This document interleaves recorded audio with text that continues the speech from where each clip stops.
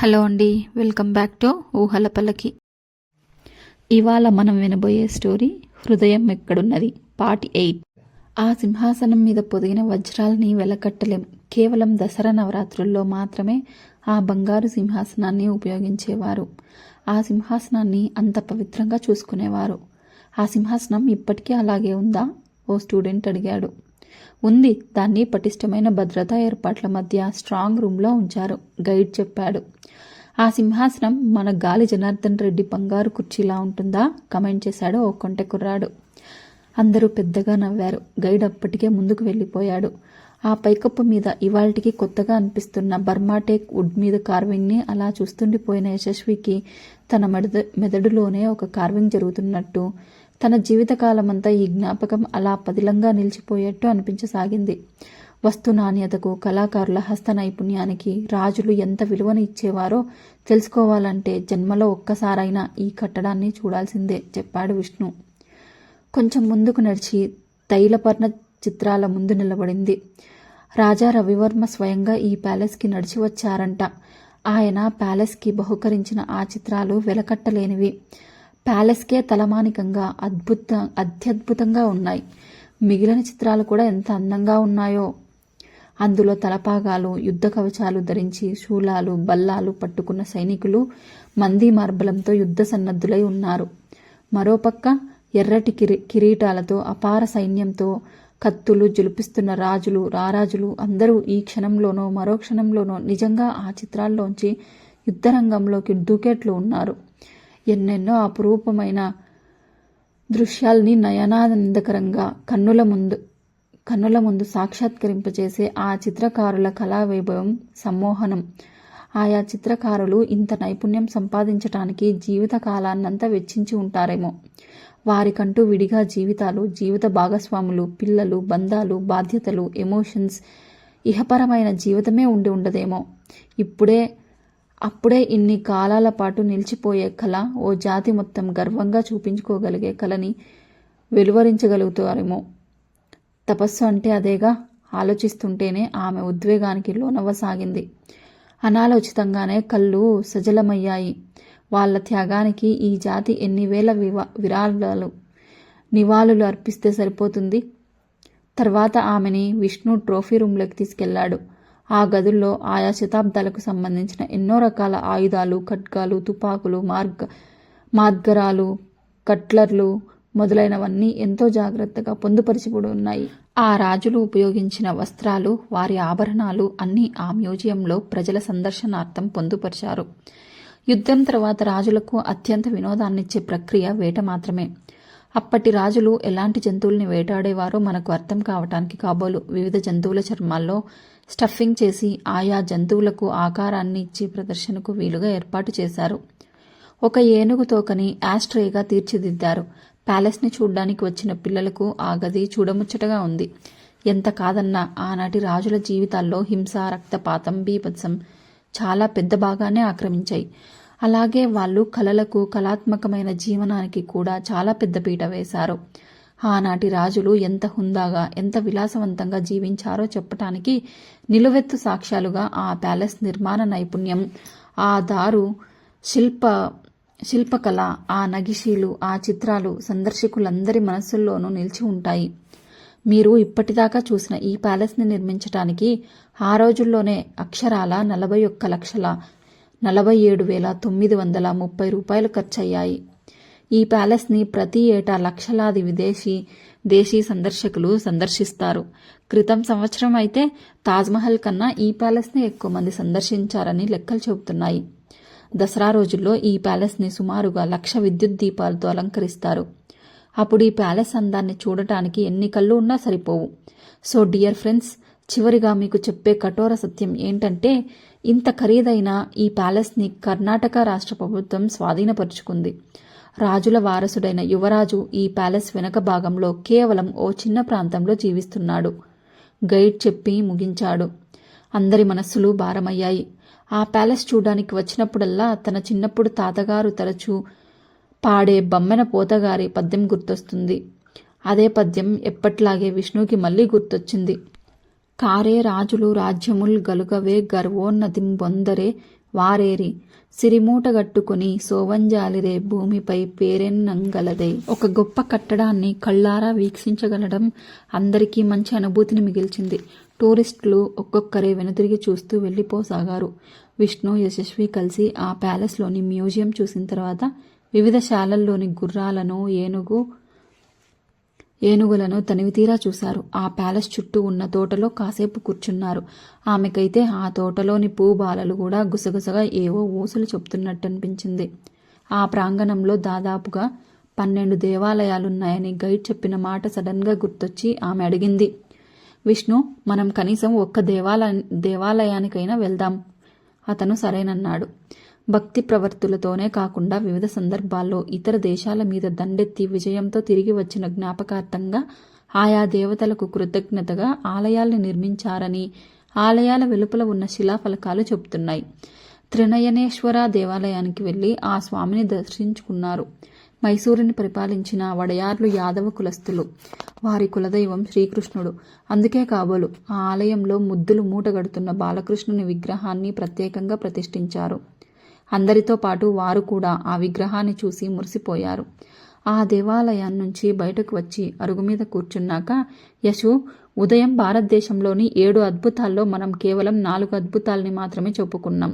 నువ్వు ఇంకో 3 చెప్పాలి. అప్పుడే నువ్వు గెలుస్తావు, గుర్తు చేశాడతను. ఆమెకు ఎందుకోగాని ఏదైనా ఆ అద్భుతాల్లో ఒక అద్భుతం ఒక దేవాలయానికి సంబంధించింది అయ్యుండొచ్చనిపించింది. గబగబా ఆలోచించింది. యా, అమృత్సర్లోని స్వర్ణ దేవాలయం టకీమని చెప్పింది. యు ఆర్ రైట్, మెచ్చుకున్నాడతను. ఇది తను ఉదయమే చెప్పి ఉండాల్సింది మనస్సులో అనుకొని ఆమె బిడియంగా నవ్వింది. ఈ సంతోష సమయంలో ఇంకొక వండర్ చెప్పడానికి నీకు ఒక క్లూ ఇస్తాను. అది కూడా ఒక దేవాలయమే అడిగాడతను. ఏమిటబ్బా అది? మన దేశంలో అంత ప్రఖ్యాతిగాంచిన దేవాలయం ఏది? తనకు భక్తి తక్కువే, కానీ దేశభక్తి కూడానా? దేశంలో ఉన్న ప్రముఖ ప్రదేశాలు కూడా తనకు తెలియకపోవటం ఏమిటి? ఆలోచిస్తున్న ఆమెకు వెంటనే తట్టింది కోనార్క్ ఆలయం. నీకేమైంది? ఐ వండర్, ఇక్కడ ఏ మంత్రుల ఆత్మలో నిన్ను ఆవహించి సమాధానాలు చెప్పిస్తున్నాయా ఏమిటి అంటూ ఆశ్చర్యం నటించాడు. ఆమె నవ్వేసింది. ఇంకొక్కటి మిగిలిపోయింది, చెప్పు అన్నాడతను. క్లూ ఇవ్వచ్చు కదా అడిగిందామె. అతను తల అడ్డంగా ఊపాడు. ఏమిటో, ఈ అరుగు మీద కూర్చుంటే అచ్చంగా కౌన్ బనేగా కరోడ్పతి ప్రోగ్రాంలో హాట్ చైర్లో కూర్చున్నట్టు అనిపిస్తుంది, సరదాగా చెప్పిందామె. అయితే నువ్వే కోటీశ్వరరాలివి, నవ్వుతూ చెప్పాడతను. ఆమె కూడా అందంగా నవ్వింది. కాసేపు అయ్యాక టైం చూసుకొని రా వెళ్దాం అంటూ బయటకు తీసుకువచ్చాడు. ఒక్కసారి వెనుతిరిగి ప్యాలెస్ వైపు చూసింది. మళ్ళీ ఎప్పుడో అనుకుంటే మనసంతా బరువుగా దిగులుగా అయిపోయింది. బయటకు వచ్చేసరికి అక్కడ వీరి కోసమే బసప్ప ఎదురు చూస్తూ కనిపించాడు. అతన్ని చూసి చెయ్యూపి ఆమె వైపు తిరిగి, యశు, ఇప్పుడు నీకో సర్ప్రైజ్ చెప్పాడతను. ఏమిటి అన్నట్టుగా కనుబొమ్మలు ఎగిరేసింది యశస్వి. ఏనుగు అంబారి ఎక్కించి నిన్ను ఈ ప్యాలెస్ చుట్టూ ఊరేగిద్దామని అంటూ ఆగిపోయాడు. మతిపోయిన వాణ్ణి అడిగినట్టే అడిగింది. Are you crazy? Yes, I'm crazy about you మనసులోనే అనుకున్నాడు. ఏ సమాధానం చెప్పకుండా అలానే ఆమె కళ్ళల్లోకి చూస్తూ ఉండిపోయాడు. ఏనుగు మీద వెళ్ళటమా? అదెలా సాధ్యం? ఇంకా నమ్మశక్యం కావడం లేదు. ఐ వండర్, అసలు అలాంటి ప్రొవిజన్ ఉందా అడిగింది. మై హూనా, నేను చూసుకుంటా కదా అన్నాడు. ఆమె రావటమైతే ప్యాలెస్ బయటకొచ్చింది, కానీ ఆమె పూర్తిగా ఈ లోకంలోకి రాలేదు. ఆమె మనసంతా ఇంకా ఆ ప్యాలెస్లోనే, అబద్ధము నిజము గాని గమ్మత్తైన ఆ ఊహాలోకంలోనే ఉండిపోయింది. ఆ మత్తులోనే ఎస్ అంటూ తలూపింది యశస్వి. థ్యాంక్ యూ ఉత్సాహంగా చెప్పి బసప్పను చూసి చెయ్యి ఊపాడు విష్ణు. సరిగ్గా 5 నిమిషాల్లో బసప్ప ఓ పెద్ద ఏనుగుని మావటివాణి సహాయంతో తీసుకువచ్చాడు. ఆమె అలా ఓ అద్భుతాన్ని చూస్తున్నట్టు చూస్తూ ఉండిపోయింది. ఆ ఏనుగు మీద అప్పటికే ఓ కుచ్చుల పల్లకి అమర్చబడి ఉంది. ఏనుగు మీదకు ఎక్కటానికి అనువుగా బసప్ప ఓ చిన్న నిచ్చెన తీసుకువచ్చాడు. మై గాడ్ అందామె గుండె మీద చేసుకుని కళ్ళు మూసుకొని తెరుస్తూ. ఏమాత్రం భయపడాల్సిన పని లేదు. ఈ ఏనుగుకు మంచి శిక్షణ ఇచ్చారు. పైగా మావటి ఉన్నాడు. చూడు, నేను ముందుగా ఈ నిచ్చెన మీద నుంచి ఎక్కుతాను, తర్వాత నువ్వురా చెప్పాడతను. ఆమెకు ఏం మాట్లాడాలో కూడా తోచలేదు. అతను ఆమెకంత వ్యవధి కూడా ఇవ్వలేదు.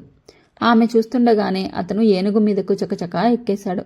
పల్లకీలో కూర్చొని అక్కడ్నుంచే కొద్దిగా ముందుకు వంగి ఆమెను చూస్తూ యశు కమాన్ అంటూ చేతిని ముందుకు చాచాడు.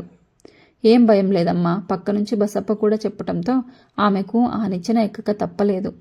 విష్ణు చేతిని అందుకుని ఆమె నిచ్చెన మీద నుంచి ఓ జంప్ చేసి పల్లకీలో కూర్చుంది. నిచ్చెన తీసేశారు. మావటి కదలికతో ఏనుగు నెమ్మదిగా నడవటం మొదలుపెట్టింది.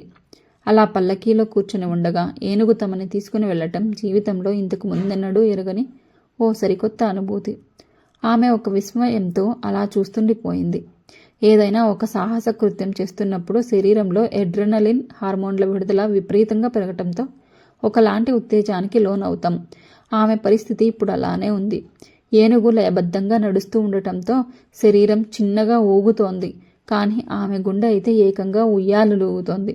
ఈ ప్యాలెస్లోకి రావటం ఇదే మొదటిసారి కాదు. తను ఇదివరకే వచ్చింది. అప్పుడు కూడా ఇతనితో వచ్చింది. ఒక్కసారి కాదు, చాలాసార్లు వచ్చింది. ఈ ప్యాలెస్ తనకు బాగా తెలుసు. ఇక్కడంతా తామిద్దరూ తిరిగాడారు.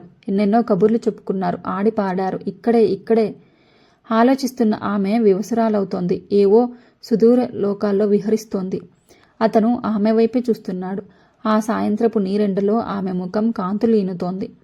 ప్రపంచానికంతా దూరంగా కొద్దిగా ఎత్తులో ఇలా తామిద్దరమే ఒకరినొకరు దగ్గరగా ఉండటం అతనికి అద్భుతంగా ఉంది.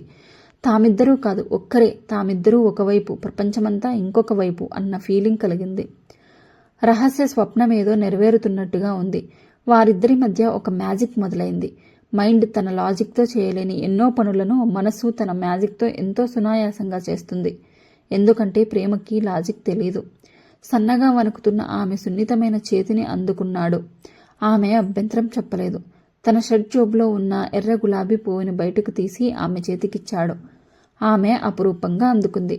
ఇందాక గుళ్ళో పూజారి ఇచ్చిన ఆ పువ్వుని కళ్ళగద్దుకుని అతను జేబులో వేసుకోవడం చూసిందామె. ఆమె ఆ గులాబీ పువ్వును ఎడమ చేతిలోకి తీసుకుని కుడి చేత్తో ఆ పువ్వు రేకుల్ని సర్దుతుంటే ఆ రేకుల మధ్యలో నుంచి తన వలపు పిలుపులేవో పరిమళాలు వెదజల్లుతూ ఆమెకు చేరువేస్తున్నట్టుగా తోచింది. ఆమె అలా చూస్తూనే ఉంది. కానీ ఏదీ మెదడులోకి వెళ్లడం లేదు.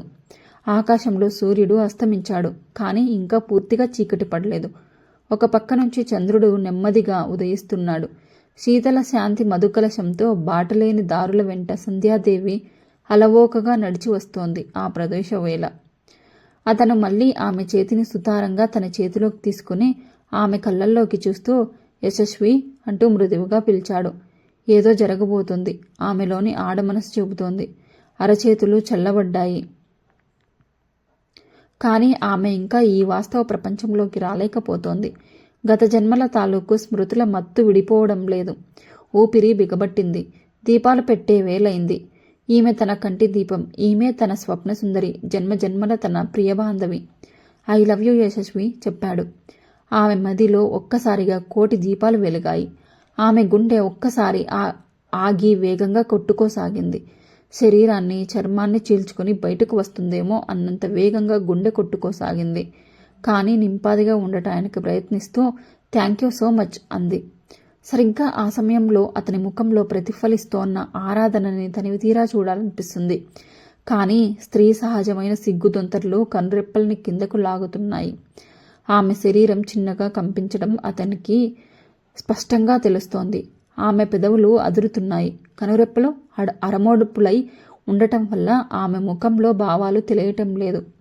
ఏమో ఆ అర్ధనీలి నేత్రాలు ఏ మధుర స్వప్నాన్ని వీక్షిస్తున్నాయో. ఆ చేతిలో గులాబీ పువ్వు తీయగా నవ్వుతోంది. యశు, నువ్వు నాకు కావాలి. నా జీవితాంతము నాతో నువ్వు ఉండాలి. నా కుటుంబంలో, నా భవిష్యత్తులో, నా సంతోషంలో, నా స్టేటస్లో అన్నింటా నువ్వు నా పక్కన ఉండాలి. నా జీవన ప్రమాణాన్ని సామ్రాజ్యానికి రాణానిగా నా జీవితంలోకి వస్తావా? నీ గుండెలో నాకు చోటిస్తావా? అడిగాడతను. ఆమె ముగ్ధురాలై చూసింది. ఆమె మనస్సేమిటో అతనికి అర్థమైంది. ఇద్దరూ ఒకరి కళ్ళల్లోకి ఒకరు చూసుకుంటూ అలా ఎంతసేపు ఉండిపోయారో. సార్ అంటూ కింద నుంచి బసప్ప పిలుస్తుంటే ఈ లోకంలోకి వచ్చారు. ఆమె చెయ్యి ఇంకా అతని చేతిలోనే ఉంది. అతను ముందుగా తేరుకొని కిందికి చూశాడు. అప్పటికే ఆగి ఉన్న ఏనుగు శరీరానికి నిచ్చెన ఆనించి పెట్టి అటు బసప్ప ఇటు మావటి తమ కోసం ఎదురు చూస్తూ నిలబడి ఉన్నారు. ఇద్దరూ కిందకి దిగారు. కారులో కూర్చున్న తర్వాత అతను ముందుగా ఓ 5 స్టార్ చాక్లెట్ను ఆమెకు ఇచ్చాడు. నేనింకా ఆఖరి జవాబు చెప్పలేదు, గుర్తు చేసింది. నువ్వన్ని జవాబులు చెప్పేసినట్టే నా ఖజరహో శిల్పమా అన్నాడతను. జవాబు అర్థమై ఓ అంది పెద్దగా. ఈ రోజుకి గుర్తుగా ఓ చిన్న బహుమతి అంటూ అందంగా గిఫ్ట్ ప్యాక్ చేసిన ఓ అట్టపెట్టె ఇచ్చాడు. ఏమిటి అని అడిగింది. చూడు చెప్పి తన మొబైల్ చూసుకోసాగాడు. ఆమె ప్యాక్ విప్పింది. అద్దాల పెట్టెలో మంచి చందనంతో తయారు చేసిన మైసూర్ ప్యాలెస్, జన్మంతా పదిలంగా దాచుకోవాల్సిన గొప్ప బహుమతి, అతనిచ్చిన మొదటి బహుమతి. ఆమె ఎమోషన్ అయ్యి కదిలిపోయింది. ఓసారి మొబైల్ చెక్ చేసుకో. ఉదయం నుంచి ఎన్ని కాల్స్ మిస్ అయ్యావో, నీ ప్రజలంతా ఏమైపోయారో టీజింగ్గా చెప్పాడతను. ఆమె చేతిలో ఆ ప్యాలెస్ని అలానే చూస్తుండిపోయింది. ఆమెకు ఇప్పుడేది చూడాలని, ఎవరితో మాట్లాడాలని లేదు. ఈ నిమిషాన్ని ఇలాగే ఒడిసి పట్టుకుని ఉండిపోవాలనిపించింది. మొబైల్ చూడమంటుంటే అతను రెండోసారి రెట్టించడంతో ఆ ప్యాలెస్ని ఒళ్ళో పెట్టుకుని మొబైల్ తీసింది. ఆన్ చేయగానే మిస్డ్ కాల్స్, వాట్సాప్ మెసేజెస్ కనిపించాయి. ఎవరితో మాట్లాడే మూడ్ లేదు. ఓ కంట ఒళ్ళో ఉన్న ప్యాలెస్ని చూస్తూ వాట్సాప్ ఓపెన్ చేసింది. అందులో విష్ణు ఇప్పుడే పంపించిన మెసేజ్ కనిపించింది. ఓ ఇందుకే చూడమన్నాడా అనుకుంటూ ఆ మెసేజ్ ఓపెన్ చేసింది. అది వీడియో మెసేజ్. ఏమిటిది నవ్వుతూ అడిగింది. చూడు వీడియో డౌన్లోడ్ అయ్యింది. చూడటం మొదలుపెట్టిన ఆమెకి మతి పోయింది. ఏనుగు మీద పల్లకీలో విష్ణు తనకు ప్రపోజ్ చేస్తుండగా తీసిన వీడియో అది. గాడ్, ఎలా ఇంత అందంగా, ఇంత అద్భుతంగా ఎలా ప్లాన్ చేశాడు? ఇంకో చిన్న గిఫ్ట్ నవ్వాడతను. జీవితమంతా పదిలంగా దాచుకోవాల్సిన బహుమతులు. ఆ మాటలు తనలో కలిగించిన ప్రకంపనల్ని ఆస్వాదిస్తూ కొద్దిగా పక్కకు ఒరిగి అతని భుజం మీద తలవాల్చుకుని అలా ఉండిపోయింది. విష్ణు, నేను ఫ్లాట్ అయ్యాను. ఆమె మనస్సు పలికే మూగ భాషల్ని, గుసగుసల్ని అతని గుండె వింటోంది. ఫ్లాట్కి తిరిగి వచ్చిన యశస్వికి ఆ రోజు జరిగిందంతా కలలా ఉంది.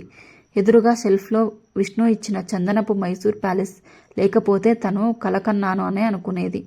ఇంటికి ఫోన్ చేసి తాను ప్యాలెస్కి వెళ్ళి వచ్చానని చెప్దామా అనుకుంది. ఎవరితో వెళ్ళావు? ఎలా వెళ్ళావు? ఎప్పుడొచ్చావు? ప్యాలెస్ ఎలా ఉంది? అన్నింటికీ సమాధానాలు చెప్పాలి. కొన్ని నిజాలు, కొన్ని అబద్ధాలు చెప్పాలి. కానీ తనకు అసలు మాట్లాడాలని లేదు. మాట్లాడితే మనస్సులో మాధుర్యం ఏదో తగ్గిపోతుందేమోనన్న ఫీలింగ్. ఎలాగూ నీతు లేదు కాబట్టి ఫ్లాట్లో తనను పలకరించే వాళ్ళు కూడా లేరు. చిన్న చిన్న పనులన్నీ చేసుకుని త్వరగా పడుకుంటే త్వరగా లేవచ్చు. తెల్లారి లేస్తే మళ్ళీ పరుగు మొదలు. అయితే ఈసారి సరికొత్త విష్ణుని చూస్తూ పని చేయాలి. ఐ లవ్ యూ యశస్వి అని ఓపెన్గా చెప్పేశాడు. అతనలా మాట్లాడుతుంటే మనస్సంతా క్లౌడ్9 మీద ఉన్న అనుభూతి. అతని మాటలకు, చర్యలకు ఫ్లాట్ అయిపోయిన మనస్సుని ఎలా కంట్రోల్ చేసుకోవాలో తెలియటం లేదు. నవ్వుకుంటూ ల్యాప్టాప్ ఆన్ చేసింది. ముందుగా మెయిల్ చెక్ చేసుకుంది. మైత్రేయ నుంచి వచ్చిన మెయిల్ ఇన్బాక్స్లో ఉంది. వెంటనే ఓపెన్ చేసింది. నేను బిందు ఎంతో హ్యాపీగా ఉన్నాం. ఒకరిని విడిచి ఒకరు ఉండలేని స్థితికి వచ్చాం. నాకు తను, తనకు నేను. బస్ ఇంతే చాలు. మేమిద్దరం ఒకరినొకరం బాగా అర్థం చేసుకున్నాం. తను నన్ను అర్థం చేసుకున్నంత బాగా ప్రపంచంలో ఇంకెవ్వరూ అర్థం చేసుకోలేరని నేను అనుకుంటున్నాను. తను కూడా నా గురించి అలానే అనుకుంటోంది. అయినా ఒక అమ్మాయి మనసులో ఏముందో ఒక అబ్బాయికి ఎలా అర్థమవుతుంది?